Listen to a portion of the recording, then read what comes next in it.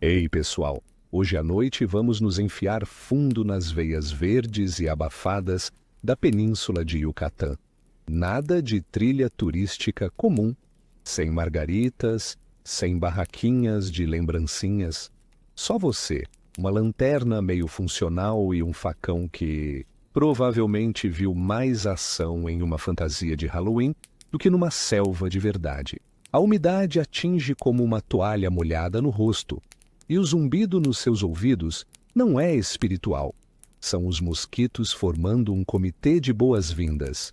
Você afasta uma cortina de cipós e lá está, surgindo da terra como um dente esquecido, a ponta irregular de uma pirâmide maia.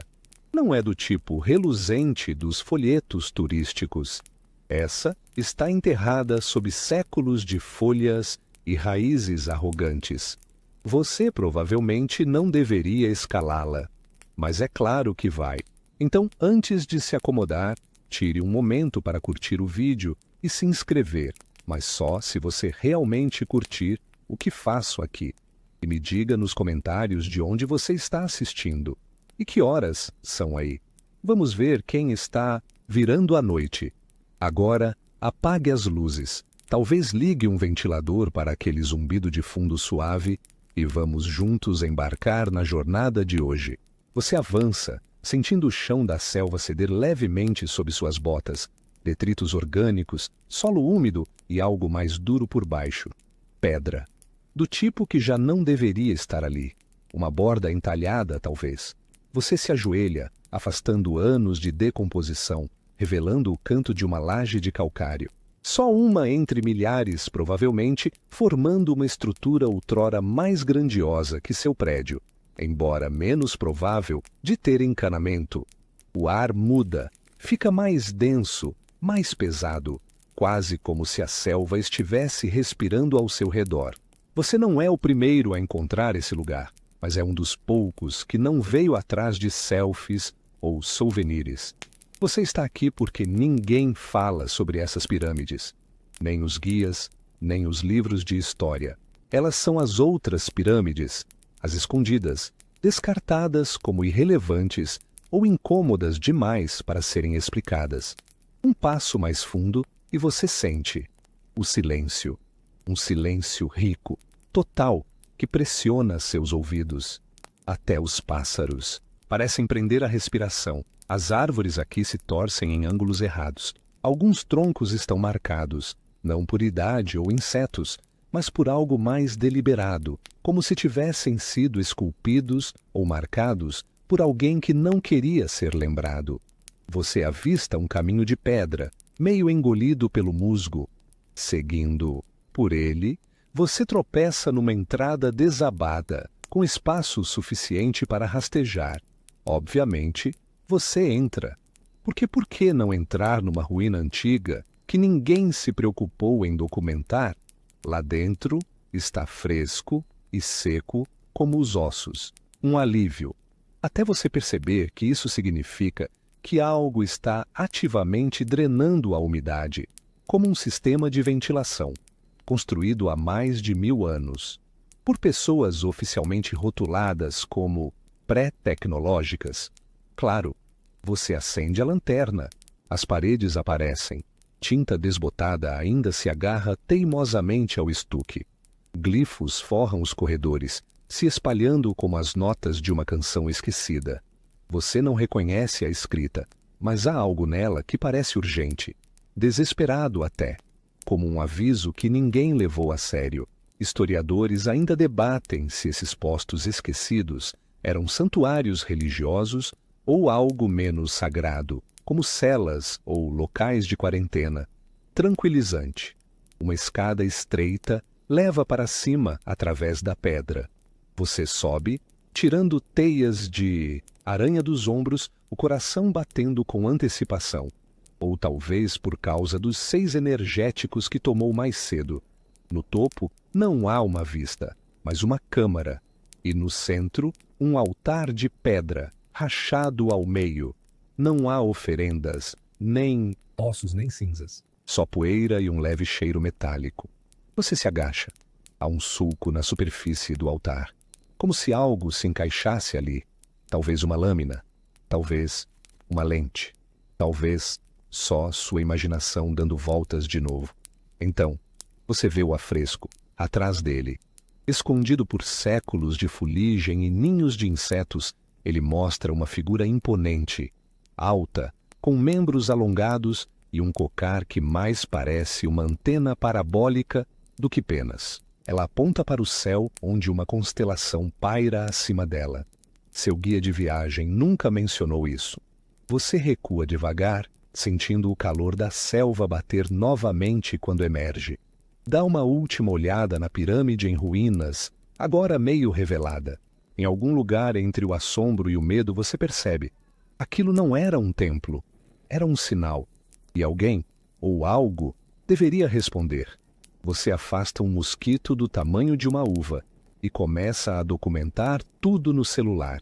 Só por precaução, caso não volte. Porque convenhamos, se as civilizações antigas quisessem que seus segredos fossem encontrados, não os teriam enterrado sob 12 metros de folhagem furiosa e lagartos venenosos. À medida que o sol se põe abaixo das copas, das árvores banhando tudo em ouro e sombras, você nota o ar engrossar novamente. Um zumbido baixo, bem no limite da audição, vibra sob seus pés. Provavelmente é só seu estômago. Ou talvez... não. De qualquer forma, bem-vindo à selva. Você não dorme naquela noite. Não porque está com medo, embora, ok, talvez, um pouco, mas porque algo nos glifos não deixa seu cérebro desligar. Você já viu escrita maia antes, espalhada por museus e livros, mas essa parecia diferente, mais rude em alguns pontos, mais sofisticada em outros, como se alguém estivesse atualizando uma língua antiga com um dialeto que só ele entendia. Você retorna ao amanhecer alimentado por uma banana e uma barra de granola que tem gosto de papelão comprimido.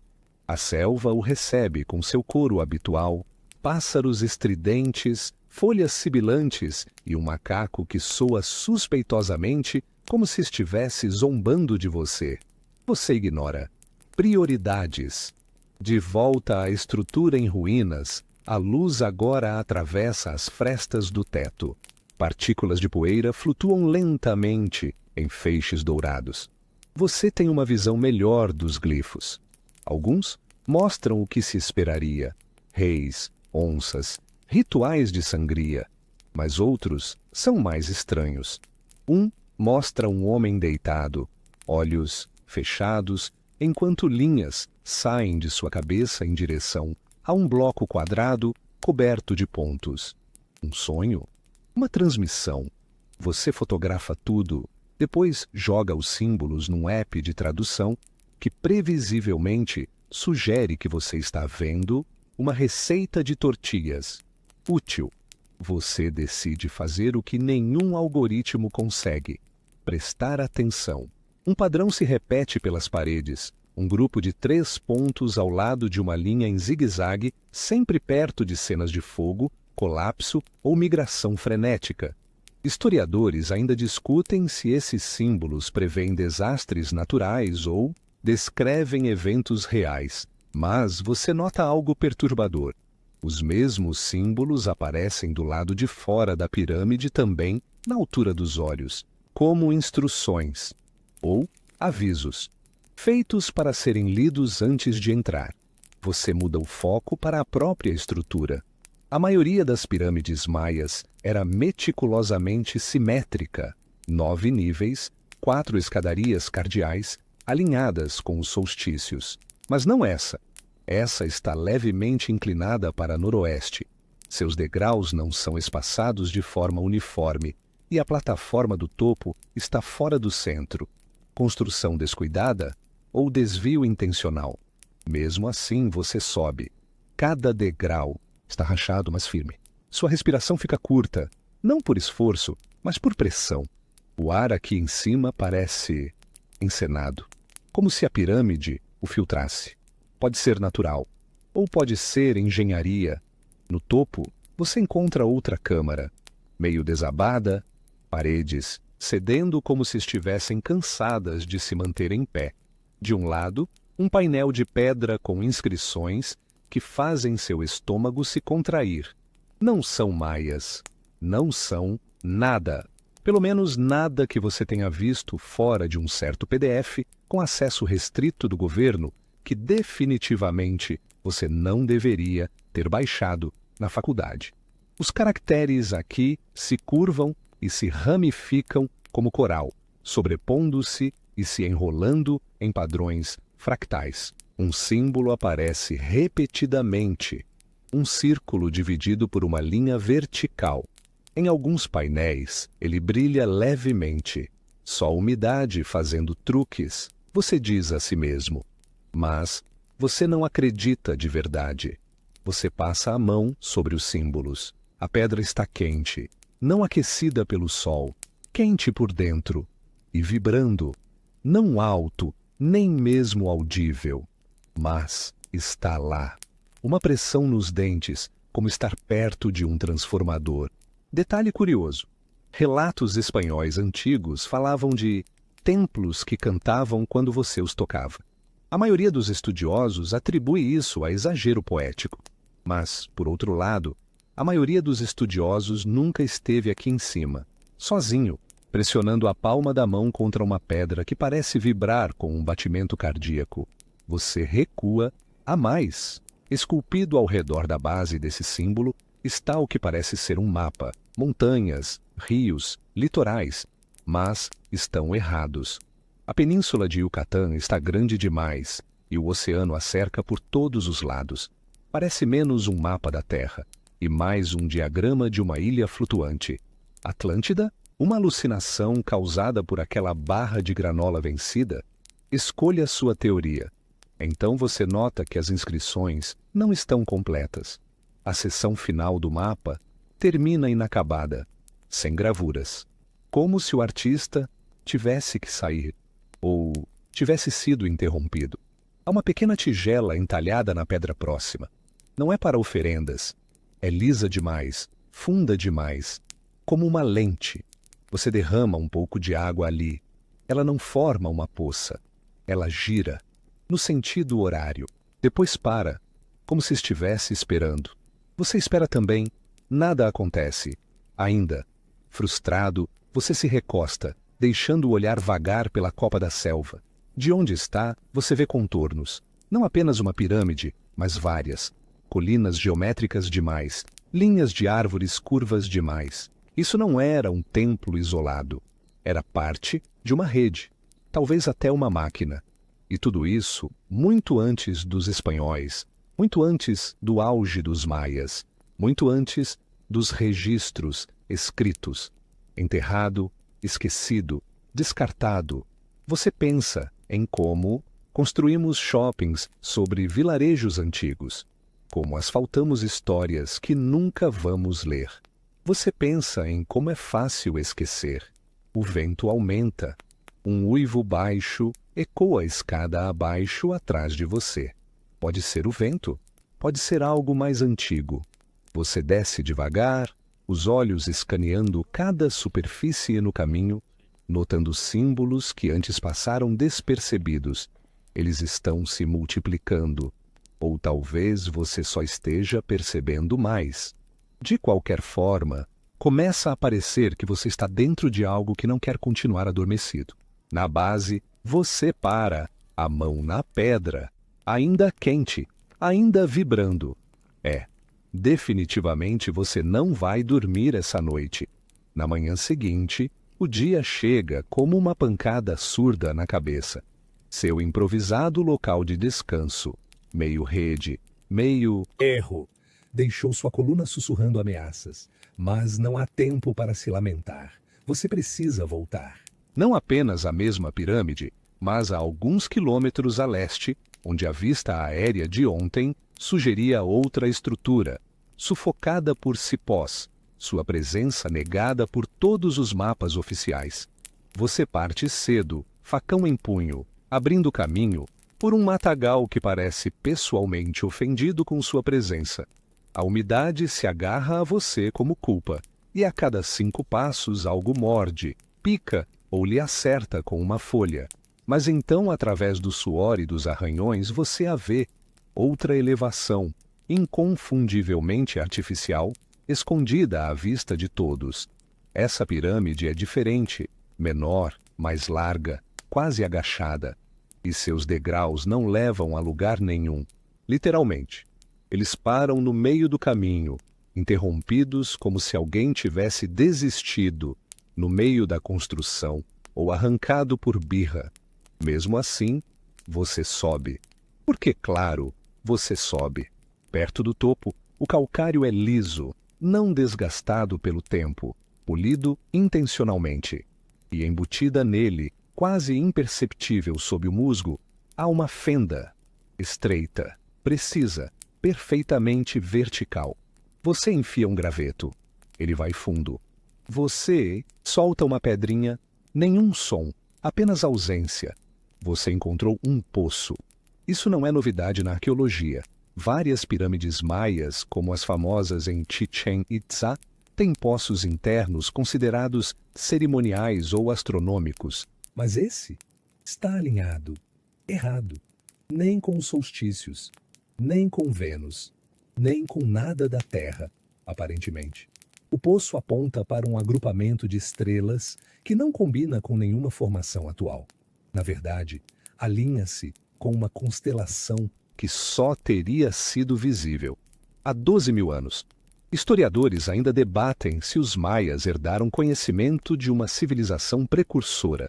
A maioria chama isso de teoria marginal, pseudo-arqueologia, na melhor das hipóteses. Mas, estando aqui, diante da boca de um poço perfeitamente cortado, que não leva a lugar nenhum, é difícil não se perguntar se marginal é apenas um código para inconveniente. Você encaixa um espelho na fenda, direcionando luz solar para dentro do poço. Não ilumina nada, mas a luz, de alguma forma, não reflete de volta. É engolida, como se a pedra lá dentro a estivesse bebendo. Você se senta, pensando, tentando processar. É quando sua mão toca algo sob o musgo, plano, metálico e frio. Não é uma moeda, não é moderno. Um pequeno disco redondo, gravado com círculos concêntricos e sulcos estranhos nas bordas. Você o limpa. Os sulcos refletem a luz num padrão, como codificação de dados. Você o vira. Um lado é liso, o outro tem o mesmo símbolo do círculo, com linha vertical que você viu ontem. Você o encaixa na fenda. Ele se ajusta. O chão vibra. Ok, agora você está oficialmente perturbado. Você o retira rapidamente. A vibração para. Sem terremoto, sem feixe de luz no céu. Apenas uma máquina esperando pacientemente por um comando. Ou talvez uma fechadura esperando pela chave certa. Você guarda o disco. De volta aos degraus interrompidos, você contorna a pirâmide. Sua base é circundada por entalhes rasos, quase invisíveis, a menos que você esteja procurando por eles. Eles não mostram deuses nem reis, apenas ferramentas. Serrinhas, lentes, algo que se parece suspeitosamente com um sextante. Nada cerimonial, funcional, como páginas de um manual de construção. E aqui está o verdadeiro choque. Perto da base, parcialmente coberta por raízes, há uma gravura da mesma pirâmide, mas invertida, de cabeça para baixo. Ela mostra toda a estrutura continuando abaixo do solo. Uma gêmea invertida. Os degraus continuam para baixo, para dentro da terra, para algo mais antigo. Você caminha ao redor procurando sinais de uma entrada e encontra uma fenda estreita, só visível se seu rosto estiver colado ao chão, como algum arqueólogo desesperado com escolhas de vida questionáveis. Você começa a cavar. 3 horas depois, movido por adrenalina e barras de proteína demais, você abre um buraco apenas grande o suficiente para se arrastar. Você hesita, não por medo, mas porque esqueceu de avisar alguém para onde estava indo. Clássico. Você desce, o ar muda. De novo. Mais frio, estagnado e seco. Você está num espaço que não respira há séculos. Sua lanterna ilumina um corredor inclinado. As paredes são lisas, impossivelmente lisas, e esculpidas com símbolos. Não maias, nem de longe. O teto é em forma de cúpula, decorado com pequenos cristais incrustados que refletem sua luz em uma galáxia de cores. É lindo e errado. Nenhuma civilização daquela época tinha acesso a quartzo tão puro, muito menos a capacidade de cortá-lo e embuti-lo como se fossem fibras ópticas. Mas lá está você, diante da prova. Você chega ao fundo e encontra outra câmara, octogonal, com um único bloco no centro, em forma de pedestal. E está faltando algo. Um disco, talvez. Você não testa o que encontrou. Ainda não. Em vez disso, senta-se em silêncio. Deixa a gravidade do lugar se assentar. Você está dentro de uma pirâmide, sob uma pirâmide.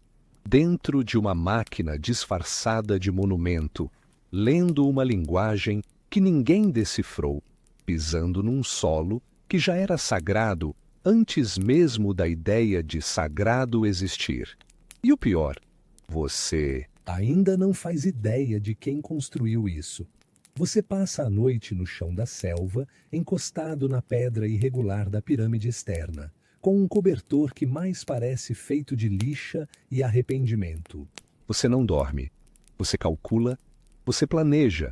E quando o céu muda de tinta para carvão e depois para fogo, você já está de pé, arrastando seu equipamento em direção ao que talvez seja o mural mais perigoso que já viu.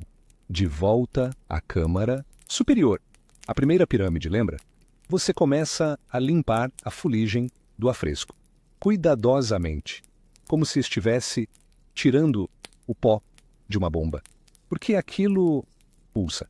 Não literalmente, mas no peito, nas entranhas, na nuca.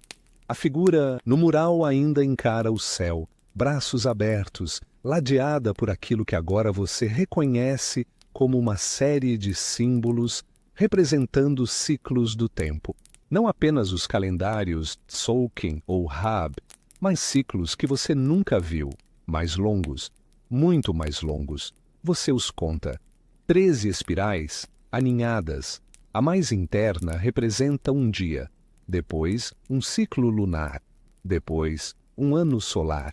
A mais externa não tem uma unidade clara. Está apenas marcada por uma serpente engolindo a si mesma, motivo clássico do Ouroboros.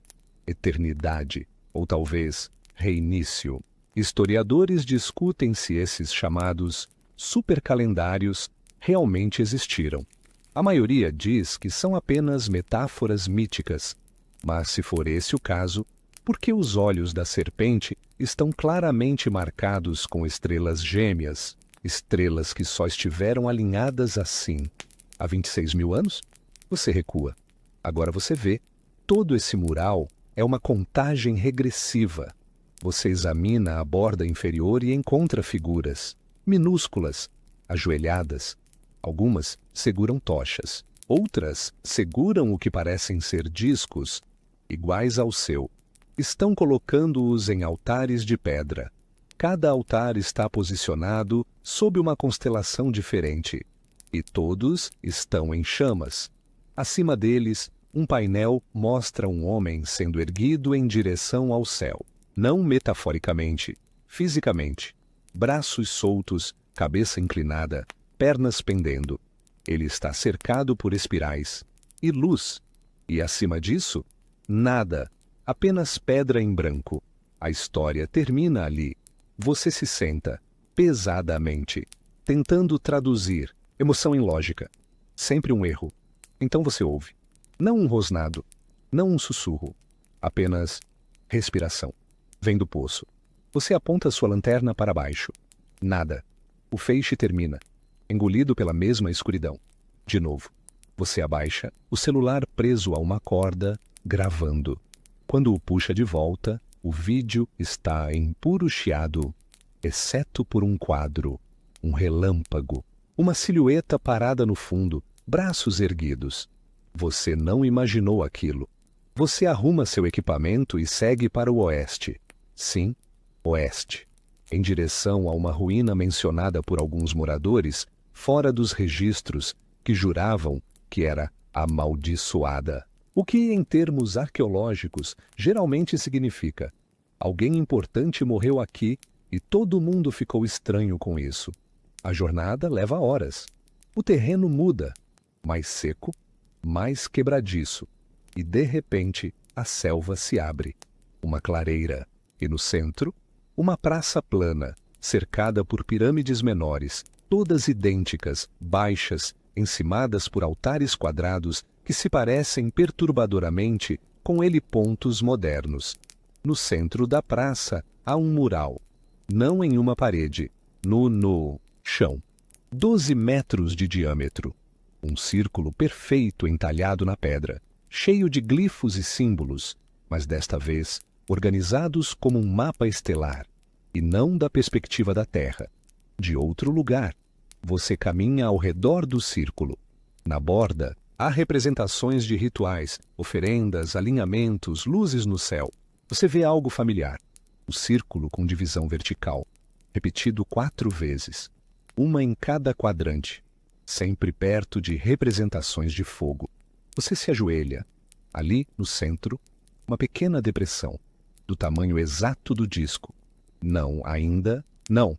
Em vez disso, você foca em uma cena que te incomoda mais do que as outras.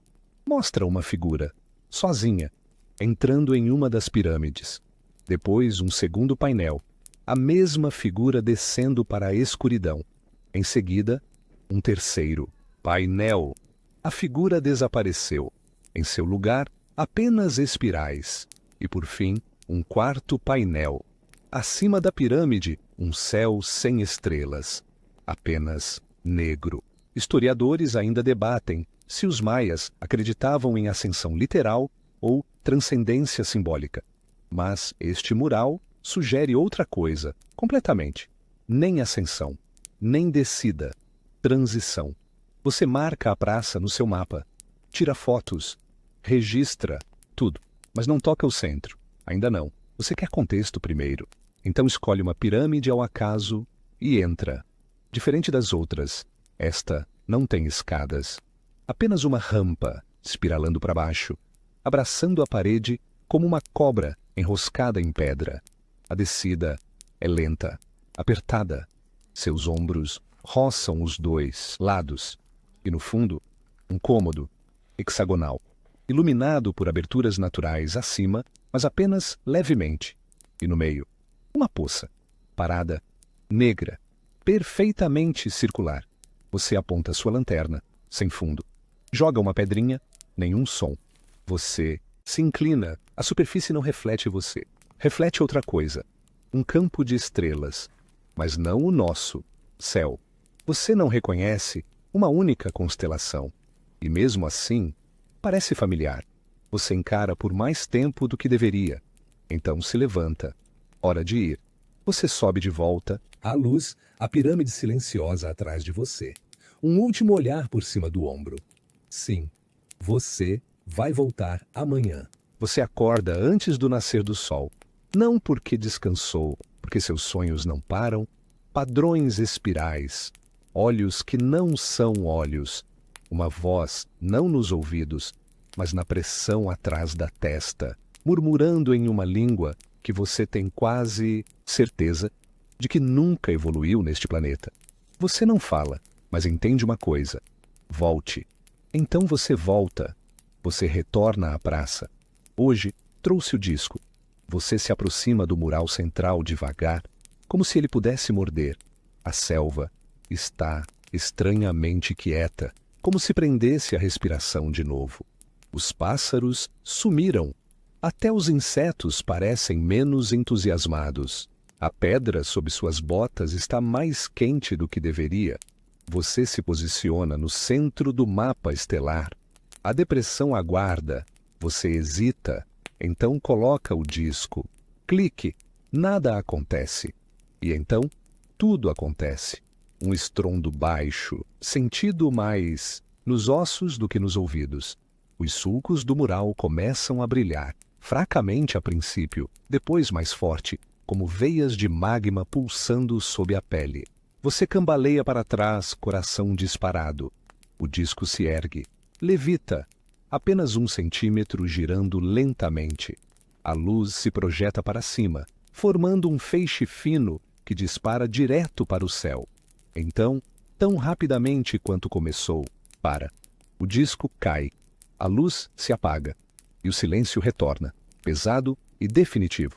Você recolhe o disco, ainda quente, e o guarda. Não fala, mal respira. Isso não é um templo, nem mesmo um calendário. É uma torre de sinalização. E você acabou de ativá-la. A clareza o atinge como um tapa gelado. Essas pirâmides não são monumentos a deuses ou reis. São máquinas, dispositivos, âncoras para algo. Energia, comunicação, talvez até viagem. Você pensa no mapa estelar do mural, no poço da primeira pirâmide, na estrutura invertida, sob a segunda. Tudo se encaixa. Esses lugares não são sagrados, são funcionais. Você retorna à pirâmide próxima, a da poça. Ela ainda está lá, calma, escura, impossivelmente reflexiva. Você se ajoelha ao lado dela. O campo estelar, dentro dela, agora se move, lentamente, mudando como um céu real. Você vê uma formação de 3 estrelas, piscando lentamente em sincronia. Depois, elas param. Pisca, pisca, pisca. Você pisca de volta, porque a lógica tirou férias permanentes neste ponto. Você testa uma teoria. Tira o disco de novo. Segura-o sobre a água. O reflexo muda. Não o seu rosto, apenas as estrelas. A poça responde ao disco, como se fosse uma chave ou um apontador. A água muda, mostrando constelações diferentes, dependendo de como você o inclina. E então, você atinge um alinhamento perfeito. A poça se abre, não fisicamente, não como uma escotilha, mas como se a realidade ficasse fina. A superfície se torna translúcida. Você vê através dela. E o que vê não é o fundo da poça. Você vê uma câmara, abaixo, bem abaixo, iluminada em azul. Uma figura está lá, parada, sem respirar, esperando. Então a superfície ondula de volta ao negro. E é só água novamente. Você se senta sobre a pedra, disco no colo, tentando respirar. Isso não é mais arqueologia. É contato. Com o quê? Nenhuma ideia. Mas você oficialmente cruzou a linha entre descoberta e convite. Historiadores há muito discutem o propósito das pirâmides maias, se eram túmulos, observatórios ou palcos de teatro ritual. Mas nenhum deles considerou a quarta opção, tecnologia, antiga, alienígena e enterrada sob histórias humanas demais para ver o que estava bem na frente dos nossos olhos. Você vaga para fora, deixando a luz do dia estapear seus pensamentos de volta ao lugar. Do outro lado da praça, algo chama sua atenção. Movimento. Não é vida selvagem. Algo humano. Alguém está observando. Você dá início à perseguição. Corre entre as árvores, desviando das raízes que agarram seus tornozelos como dedos de aviso. Mas seja quem for, conhece melhor esse terreno. Sumiu. Você encontra, no entanto, algo deixado para trás. Um embrulho de pano. Dentro, um diário antigo, manchado de água e frágil. As entradas estão em espanhol, datadas de 1892. O autor? Um padre. Ou pelo menos é o que ele afirma. Designado para investigar heresias indígenas no Yucatán. Resumo da tradução. Ele encontrou a praça. Viu as estrelas na poça. Descreveu o mesmo círculo dividido verticalmente. Desenhou o disco. Mencionou ouvir vozes, sonhar com máquinas sob a terra que tem fome de tempo. A última entrada é curta. Ninguém deve despertá-la. Eu selei o portão. Você ergue os olhos do diário, em direção à pirâmide, em direção ao portão. Ele não está mais selado. Você tem o disco. E as pirâmides não estão dormindo. Estão esperando. Você para de chamá-las de pirâmides. Não faz mais sentido. Essas coisas não são monumentos. São terminais, portais, interruptores, âncoras. Ou talvez tudo isso junto. Você estuda o Diário do Padre com mais atenção. Seus desenhos são rudes, mas reconhecíveis. Símbolos, constelações, diagramas das câmaras pelas quais você literalmente passou. Ele não estava apenas assustado, estava tentando alertar. Rabiscou notas nas margens como um homem correndo contra o tempo. Uma linha se repete em várias páginas, só responde quando o céu está correto. Críptico, mas familiar. Você se lembra do mural com o homem flutuando para o céu. As estrelas, ausentes, as espirais de contagem regressiva. Tudo aponta para um evento, atrelado às estrelas. Não metaforicamente, não espiritualmente, matematicamente. Você consulta o aplicativo de mapa estelar. Inclina o celular para combinar com as constelações que viu na poça. E lá está, um alinhamento raro de estrelas e planetas, previsto para ocorrer em 2 noites. Coincidência? Claro. E você também é a rainha da Espanha. Você segue para o leste, mais fundo na floresta, traçando o padrão que esboçou a partir do céu. Um amplo arco de pirâmides, máquinas, formando uma meia-lua. No centro dessa meia-lua, segundo as anotações do padre, há uma cidade. Uma cidade que nenhum mapa registra. Uma cidade que os moradores fingem que não existe. Eles a chamam de La Ciudad que se olvida, a cidade que esquece. Você encontra, aborda ao anoitecer. O que parece uma colina natural é geométrico demais. Árvores crescem em fileiras retas. Blocos de pedra espiam sob o musgo como ossos de uma cova rasa. Você sobe uma elevação e olha para baixo. É imensa. Uma cidade inteira, engolida por séculos. Quadras em grade, vias largas, torres tomadas pela vegetação. No coração, uma pirâmide tão larga que parece uma montanha. Mas você sabe melhor. Sua superfície é mais lisa que qualquer coisa que você viu até agora. Quase industrial. Você desce. A cidade o recebe com silêncio, mas não está morta. Está adormecida. Você explora as praças externas. Cada uma está alinhada não ao sol ou à lua, mas a diferentes pontos do céu noturno. Uma praça está sintonizada com o cinturão de Órion, outra com Sírius, outra com algo irreconhecível, um padrão de estrelas que não existe mais, a menos que você rebobine o céu em 10.000 anos. Essas estruturas não foram construídas para marcar o tempo, foram construídas para interagir com ele. Historiadores debatem se o colapso da civilização maia foi interno, seca, guerra, superpopulação.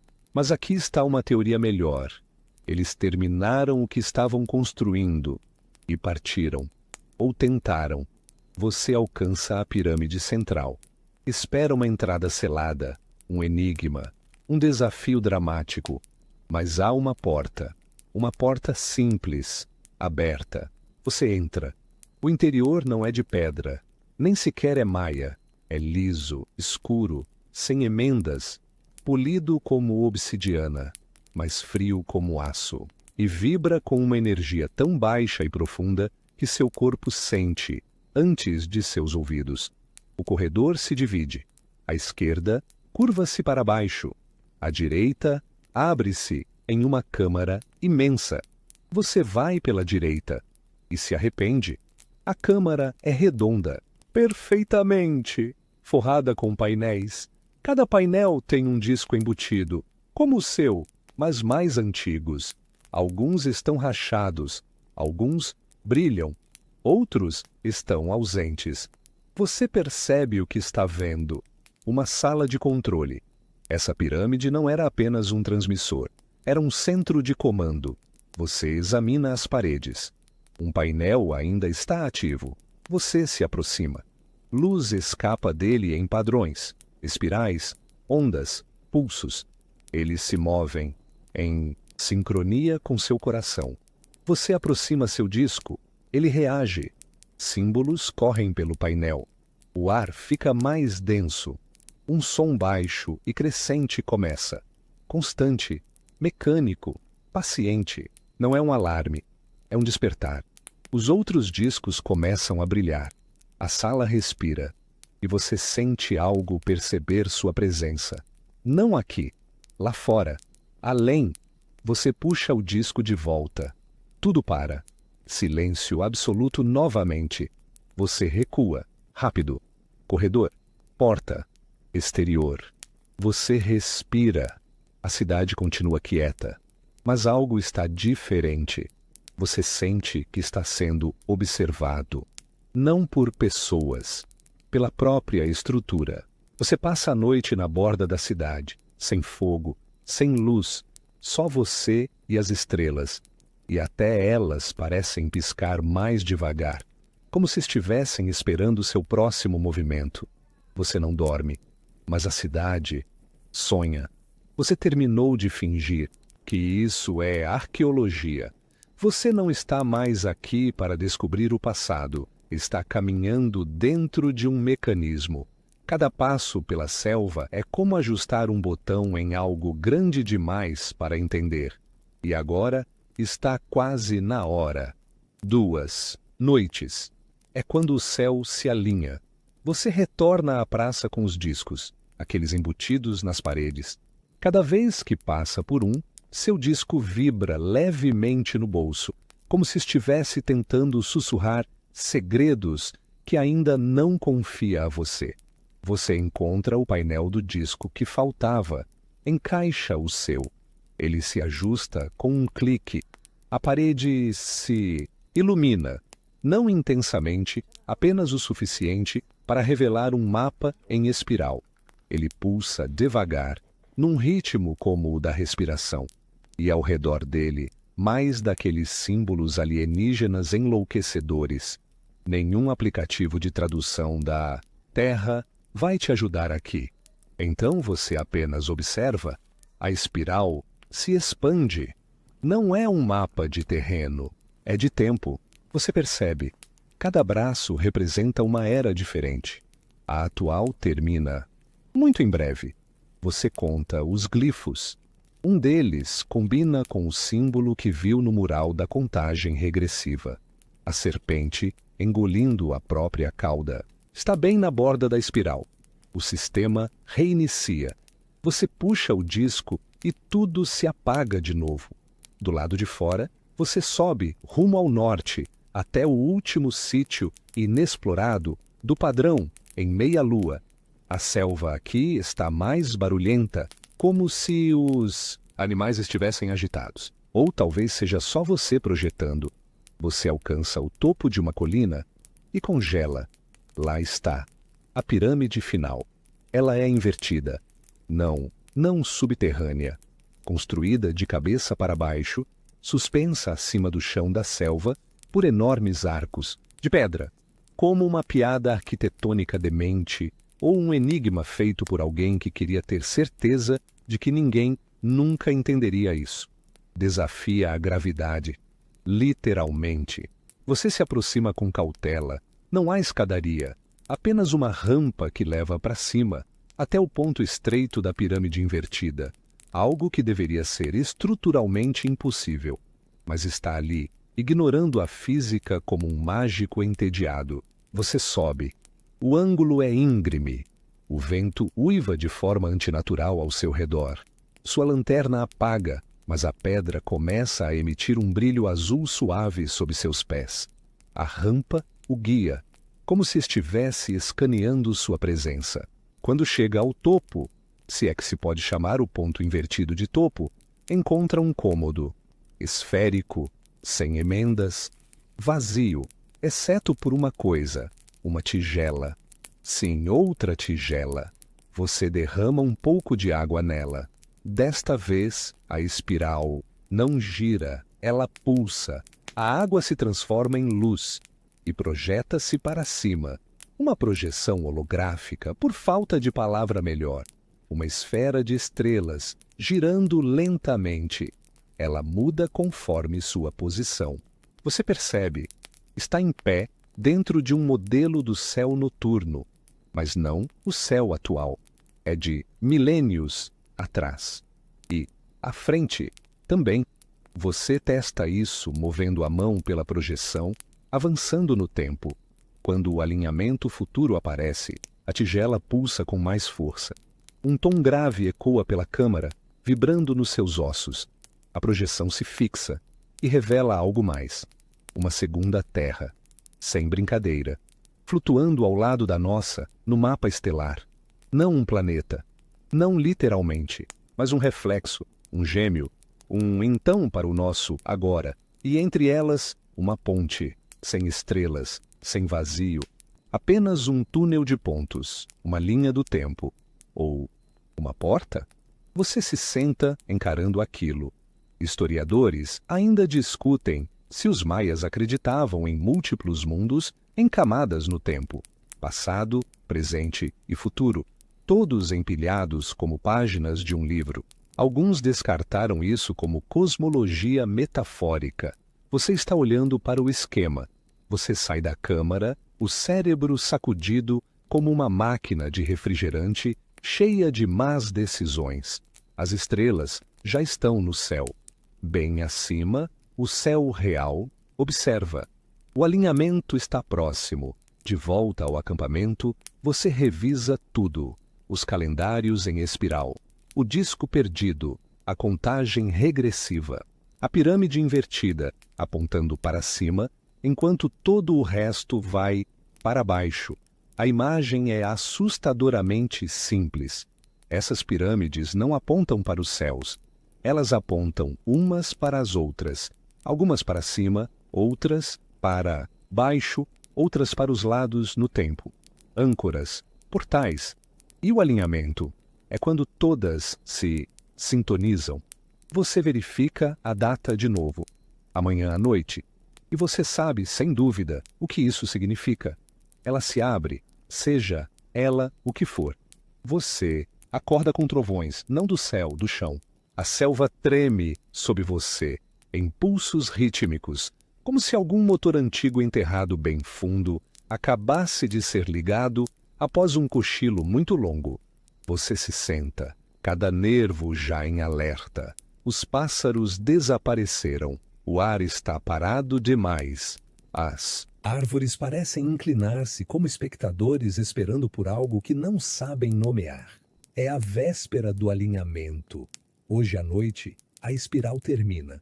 Você volta à pirâmide invertida. Não vai escalá-la de novo. Vai observar. Algo naquele lugar não foi feito para humanos. É como estar dentro de um pensamento que você não deveria ter. De um topo acima da cidade, você vê o arco completo das pirâmides. Você as esboça, marcando cada uma, comparando com o mapa estelar holográfico que viu na projeção.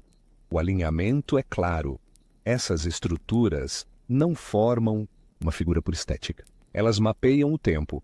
Cada uma sintoniza com uma parte diferente do céu, diferentes eras. Essa cidade nunca foi feita para se viver. Foi feita para funcionar. Ao meio-dia você desce por um dos túneis subterrâneos sob a estrutura central. O mesmo lugar onde viu a passarela em espiral. O mesmo lugar onde aquela figura uma vez esteve, imóvel, silenciosa, esperando. Você leva o disco. Desta vez, está pronto para usá-lo. O corredor está frio, de forma antinatural. Você desce, devagar, os passos abafados por séculos de poeira. No fundo, a câmara está iluminada, não por tochas, nem por vagalumes, mas pelas paredes. Os glifos pulsam levemente em tons violetas suaves, em sincronia com seus passos. É como se toda a pirâmide soubesse que você está ali e estivesse se ajustando a você. No centro, um pedestal, circular, rebaixado. Você coloca o disco. Desta vez ele não zune, ele canta, não música, sem melodia. apenas ressonância. Uma frequência que treme por trás dos seus dentes, aperta sua pele e faz seus olhos lacrimejarem, mesmo enquanto você está congelado no lugar. E do pedestal, algo se ergue, uma coluna de luz, direto até o teto, atravessando a pedra como se fosse vapor. Toda a estrutura começa a responder. Você ouve, não da câmara, das outras pirâmides, uma por uma, elas se ativam. Rombos harmônicos baixos ecoam pela selva em cascata como dominós de trovão. Você corre de volta à superfície. Do alto da colina, você vê cada pirâmide, cada máquina, brilhando. Linhas de luz, invisíveis até agora, as conectam. Não são feixes, não são lasers, mas como linhas gravitacionais, distorções suaves que ondulam o ar, distorcendo a realidade levemente onde se cruzam. E no centro, o céu começa a se deformar. Não as nuvens. O céu. Uma espiral se abre no ar. Tênue, sutil, mas inegável. Como se alguém tivesse furado o tecido do tempo. Por aquele buraco, você não vê nada. Ou talvez tudo. As estrelas, além, não combinam com nenhuma constelação conhecida pela humanidade. Você percebe o que está acontecendo. Eles não estão enviando um sinal. Estão recebendo um. Você grava tudo, mas a bateria está morrendo. Claro que está. Você revira a mochila, encontra a reserva, também morta. Certo. Por que a física obedeceria às regras perto de uma brecha temporal? Você tenta seus equipamentos analógicos, um caderno, um lápis. Começa a escrever. Você anota a hora, as formas, o som. É quando o ar muda de novo. Mais frio, mais cortante. Como altitude sem subida. E então você os ouve. Vozes. Não ao seu redor, dentro de você. Pressionadas nas dobras do seu cérebro como uma transmissão de rádio presa entre frequências. Não é linguagem, é impressão. Uma pressão que vira entendimento. Este não é o primeiro. Este não é o último. Você cambaleia para trás. Olha para o céu de novo. Agora a espiral mostra movimento, formas movendo-se por ela. Silhuetas que não são sombras, lentas, massivas, elegantes, como algo nadando através do próprio tempo. Você não vê detalhes, mas sente inteligência, curiosidade e algo mais. Reconhecimento. Eles sabem que você está observando. Você pisca. Eles se foram. A espiral se contrai. Colapsa para dentro. Uma rajada de vento atinge a colina como um tapa de tempestade. Você se abaixa enquanto uma árvore se parte perto. Raízes arrancadas como se a gravidade tivesse soluçado. Então, silêncio. Sem luz, sem zumbido. As pirâmides estão escuras. O céu está normal. Você está sozinho novamente. Mas você sabe melhor. Você caminha devagar pela cidade. Tudo parece igual por fora, mas não está. O ar está errado, mais leve, mais fino, como se a pressão do tempo tivesse mudado levemente, como se algo tivesse passado ou saído. Você para na praça onde viu o mapa estelar pela primeira vez. O disco repousa na sua mão, frio e imóvel. E entalhado no centro do mural agora, um novo glifo, um que você nunca viu antes, mas entende perfeitamente. Nós ouvimos você. Você acorda sentindo-se diferente. Não fisicamente. Suas costas ainda te odeiam. Seus músculos ainda doem da escalada. Sua boca ainda tem gosto de arrependimento e atum enlatado. Mas algo mudou. É o ar. É o silêncio. É o peso que não está mais no seu peito. A cidade parece vazia, mas não abandonada. Esvaziada. Como um palco depois que os atores fizeram sua última reverência. Os pássaros voltaram, mas estão quietos, sem cantos, apenas presença. Observando. Você volta à estrutura central. Aquela que cantou. Nada brilha agora. Os painéis estão inertes. O pedestal está escuro, mas o disco encaixa-se perfeitamente em sua mão. e não está vibrando.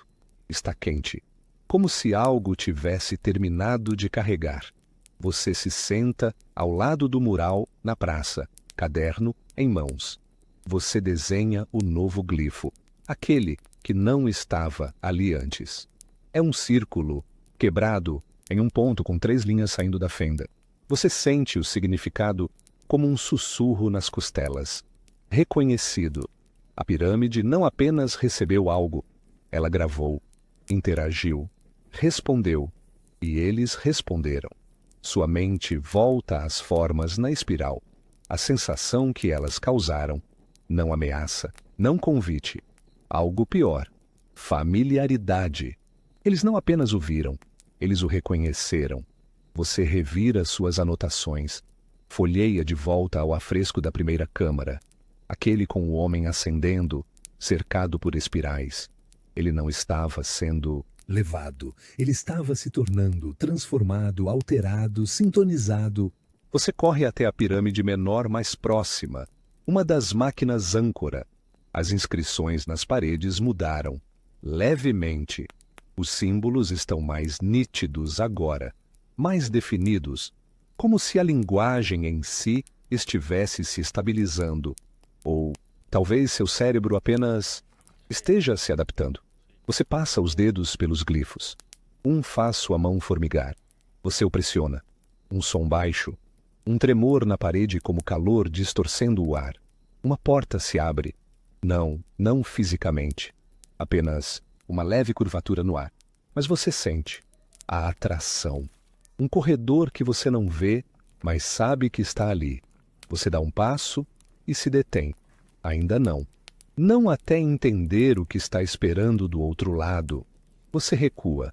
Sobe até um ponto de observação mais alto. Uma das torres na borda da cidade. Todo o traçado se estende diante de você. Você desenha novamente a posição de cada pirâmide, os ângulos, o caminho do céu. Algo se encaixa. Elas não estavam apenas alinhadas com constelações, estavam alinhadas com eventos. Cada pirâmide estava sintonizada com uma catástrofe diferente, uma ruptura diferente na linha do tempo. Eclipses, cometas, mudanças climáticas. Não como alertas, como registros, caixas pretas. Os maias não construíram isso para impedir desastres. Construíram para preservar a memória através deles. Historiadores discutem sobre como a civilização maia caiu. Mas e se ela não caiu? E se ela apenas completou o seu propósito? Você permanece ali até a noite cair. Observa enquanto as estrelas retornam às suas posições. Não brilhando, não pulsando, apenas observando em silêncio. Como se o céu inteiro fosse um único olho, fingindo não encarar. Você pega o disco, volta à praça. Desta vez, você não o insere. Você o enterra. Sob uma pedra, fundo o suficiente para que nenhum explorador, por acaso, o encontre. Deixa suas anotações lá também, envoltas em tecido oleado. Não por glória, não por validação, mas para a próxima pessoa, porque isso não é sobre você. Você não é o escolhido. Você não é o herói desta história. Você foi apenas sortudo, lugar errado, hora errada. Ou talvez lugar certo, exatamente quando importava. Ao pressionar a última pedra de volta no lugar, o chão sob você estremece. Não é um terremoto, apenas reconhecimento, um agradecimento. Você recua. E, pela primeira vez, desde que tudo começou, a cidade parece concluída, não arruinada, completa. Você parte ao amanhecer, sem fuga dramática, sem cena de perseguição. Apenas você, uma mochila gasta e uma cabeça cheia de coisas que nunca conseguirá explicar a ninguém sem soar como alguém que inalou carne de onça fermentada. Mas você saberá. E a cidade? A cidade se lembra. Você não olha para trás. Não porque está tentando ser dramático, mas porque não consegue. Algo no seu instinto diz que, no momento em que cruzar o limite invisível entre o agora e o então, olhar para trás pode Mudar algo, como um eco quântico, como uma fotografia que borra se você encara por tempo demais. Você atravessa a selva que agora é ao mesmo tempo familiar e transformada. Os pássaros ainda o seguem. As vinhas ainda se enrolam nos seus tornozelos. Mas há um ritmo agora, como se a selva estivesse exalando.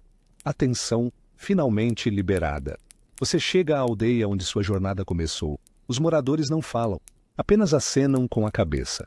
Não por reconhecimento, por respeito, ou talvez alívio.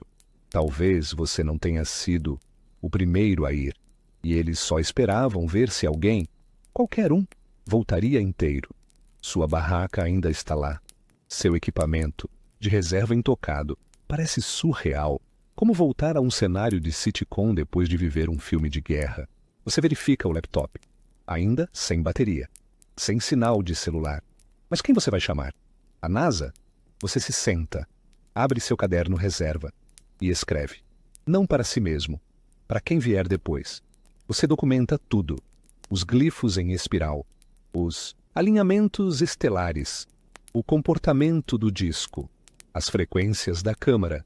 Inclui cada desenho tosco, cada anotação na margem, cada rabisco noturno movido a terror e rações vencidas. Você termina com uma frase escrita em letras maiúsculas.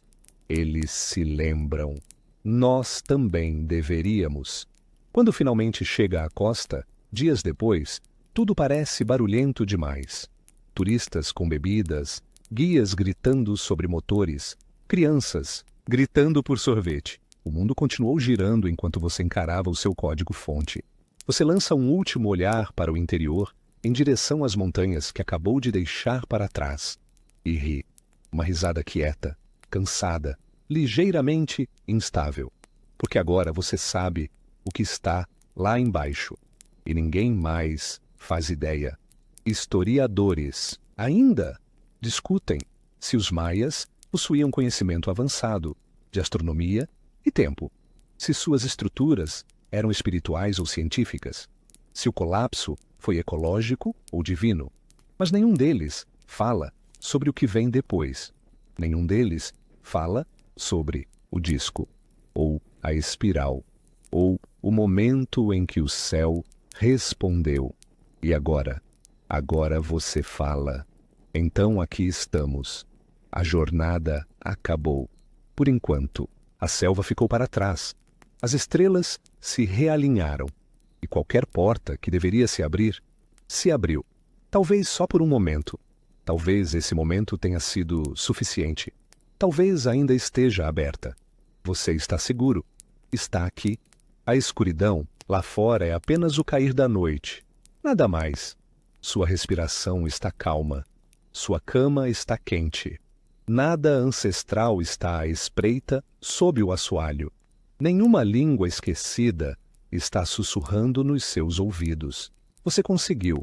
Sobreviveu a uma máquina milenar criada por pessoas que entendiam mais do que lhes damos crédito. Subiu pirâmides que não eram pirâmides.